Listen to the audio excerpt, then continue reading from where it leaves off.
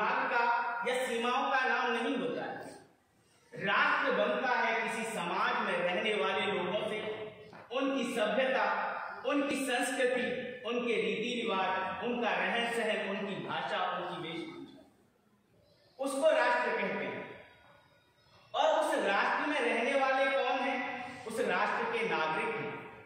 और जब हम राष्ट्र के नागरिकों पर दृष्टिपात करते हैं, किसी भी देश के समाज को देखते हैं, तो हमें 3 वर्ग नजर आते हैं, एक बाल, एक वृद्ध और युवा।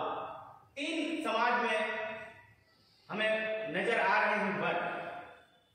तो बालक और युवा हैं, वही हमारा भविष्य होता है, क्योंकि वृद्ध तो अपनी उम्र को पार कर चुके हैं, वो अब अपने अनुभव से उसमें राष्ट्र के निर्माण में योगदान देंगे। पर जो बालक और युवा हैं, वही राष्ट्र के निर्माण में अपना महत्वपूर्ण योगदान दे सकते हैं। क्योंकि कहा भी है कि इतिहास उधर मुड़ जाता है जिस ओर जवानी चलती है। युवा शक्ति के बल पर ही जग की आजादी पलती है, इतिहास उधर मुड़ जाता है जिस ओर जवानी चलती है।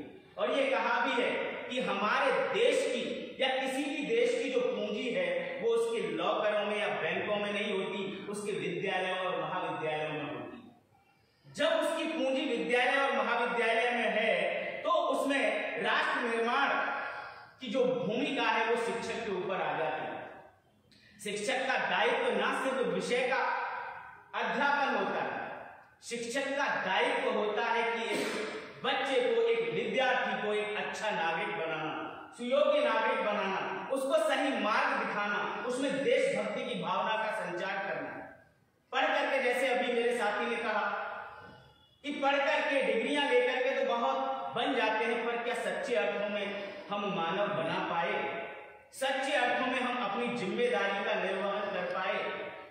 तो यही सच्ची एक भूमिका है राष्ट्र के निर्माण में, शिक्षक की, अध्यापक की। जब एक शिक्षक महान होता है, तो उसका शिष्य उसके आदर्शों पर चलने का प्रयास करता है, तभी चंद्रगुप्त जैसे मौर्य सम्राट निकलते हैं, तभी अर्जुन जैसे धनुर्धारी निकलते हैं।